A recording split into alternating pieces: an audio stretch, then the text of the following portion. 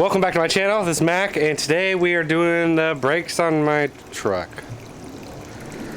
I wish I could be working on the Camaro, but my brakes are sounding a little crunchy right now, and yeah, we got to get those brakes replaced, man. The truck almost has 100,000 miles on it. All right, let's go ahead and show you what I'm going to be doing. Let's start on the passenger side here. Take that wheel off. All right, I got some rotors, brake pads. Hopefully they're good. Let's get started. Step one, take off the wheel.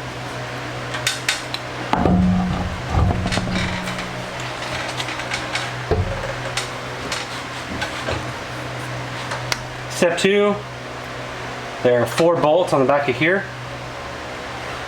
We have to take off. If you're only replacing the brakes and not the rotor, you only have to take off the 2 center ones. Okay? They are right here and right here.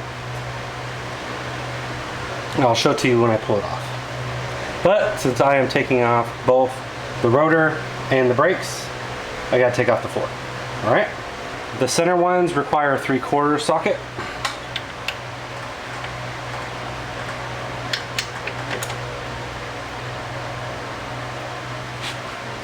I rephrase that. The outers require 3/4. There's an outer and an inner. So there's an outer right here and at the bottom. Those are the ones you want to take off if you're only doing the brakes. For the inners that are a little further in, those require for the rotor. These aren't heavily torqued on.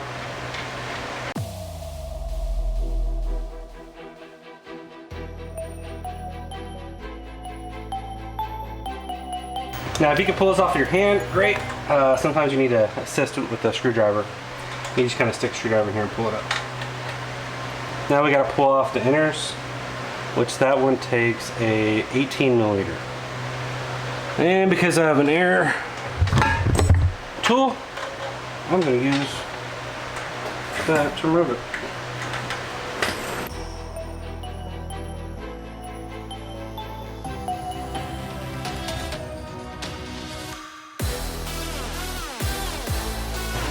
Then, in order to get this off, there is a torque socket that goes here.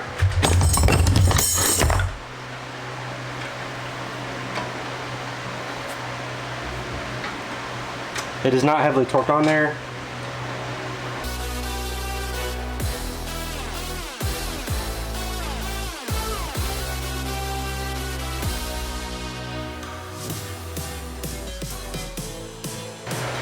Now let's take off these.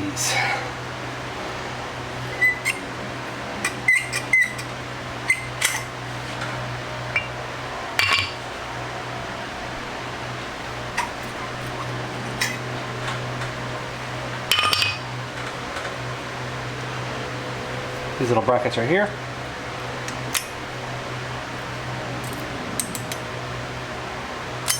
Kind of like you could reuse them, but came with new ones, so I'm going to use the new ones.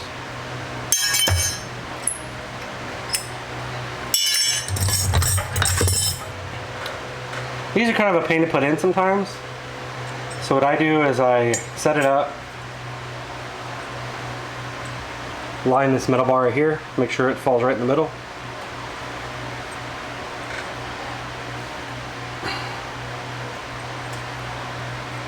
When it's lined up, use a set of vice grips, pliers.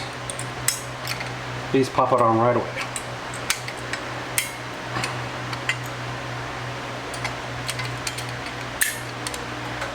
Just like so. Makes it a lot easier. That way you're not fumbling around with it.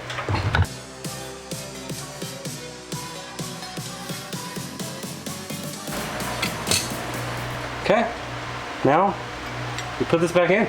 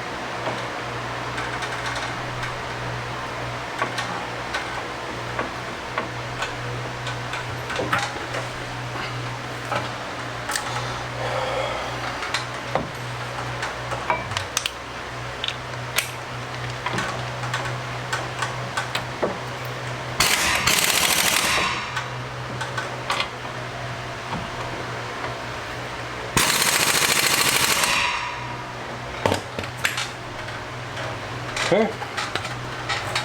Now that that's done, you have to push these bad boys in. If you can't do it by hand, you could do a vise and a old brake pad. That's how I do it. Make sure you take the lid off the brake reservoir on top to relieve the pressure. And like I said, use an old brake pad. Sometimes you can get these by hand, but other times gotta use a little bit of force. And it shouldn't take a lot of force. See, I'm barely even turning this thing, it's going in.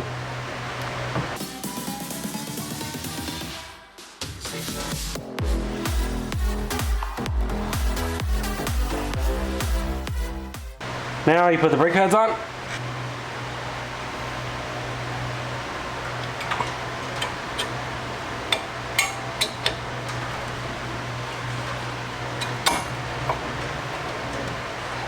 They literally go in these grooves right here, you push them in. I always start at the bottom first, get that thing seated in nicely.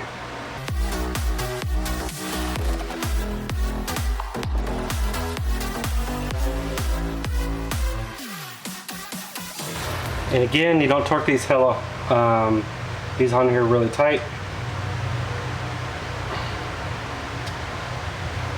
These ones, the top ones.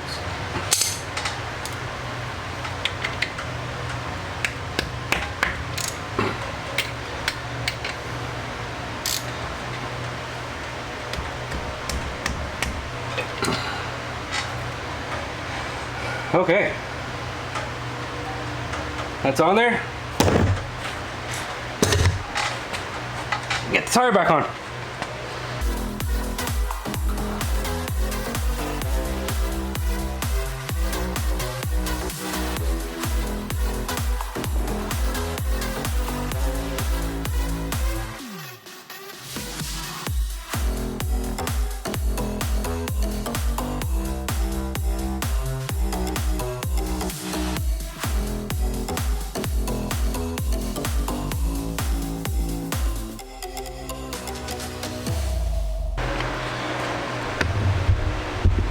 And then don't forget to put your cap back on.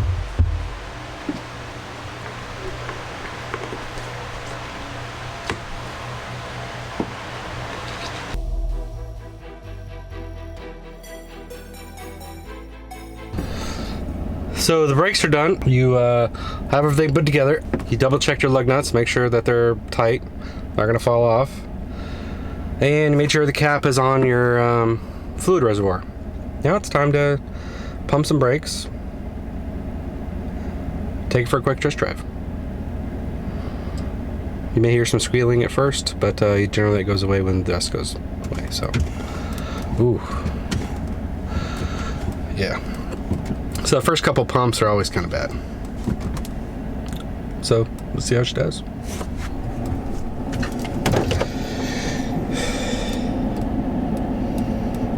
Without taking off, I just put it in gear and hold the brakes just to see if if it starts slipping. Then I can actually put it in park and see what's going on. Give it a couple tests, make sure I ain't gonna back up into the Camaro, and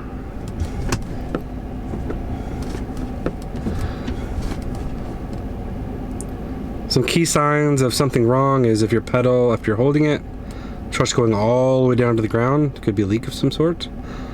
So you don't want to go test drive it at that point. So this is holding good pressure, good pedal pressure, so that means I'm okay with going to drive it. No crunchy sounds. Good. No squeaking. That's even better.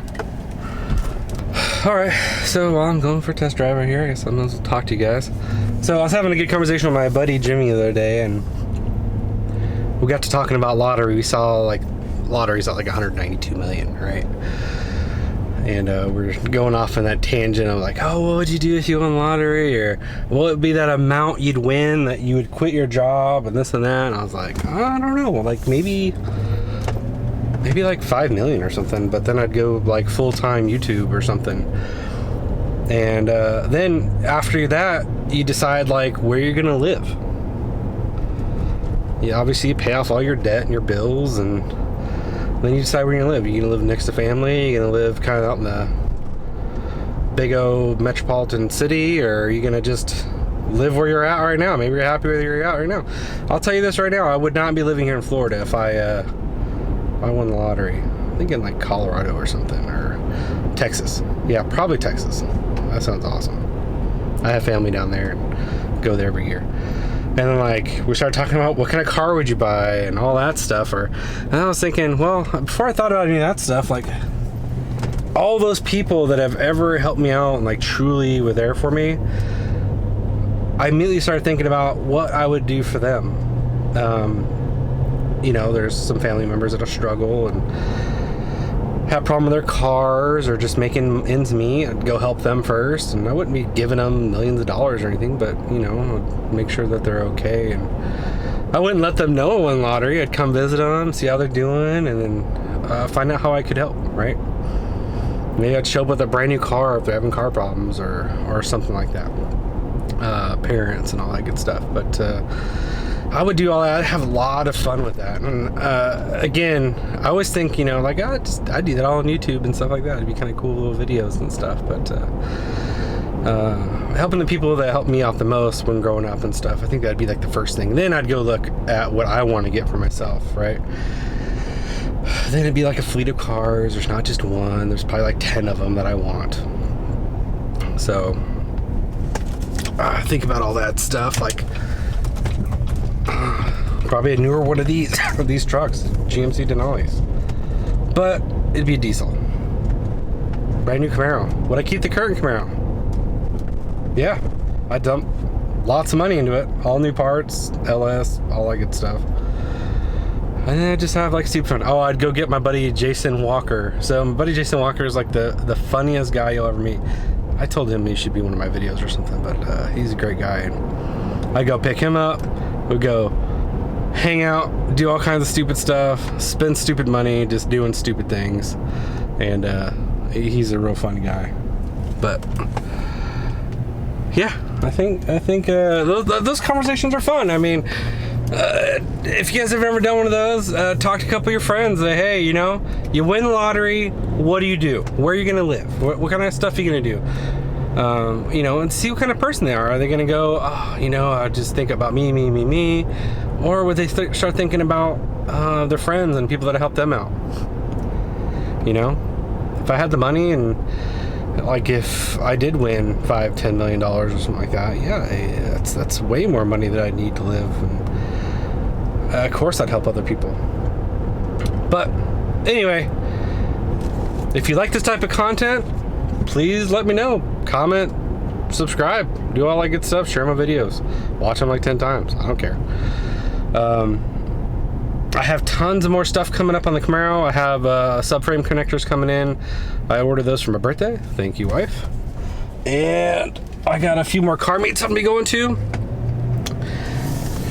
I also have tons of body work to do and wheels and tires. I think I need to get some wheels and tires next. So if there's any sponsors out there that like to sponsor some wheels and tires, let me know. Otherwise, that's a huge paycheck right there to try to figure out about. I might have to buy them one at a time or something. Or maybe buy the rims first and then buy tires later date or something like that. But I'm really chancing it with these old tires on there. Anyway, going off on a big tangent again. Until next time, it's good seeing you guys. Have a good one. Bye.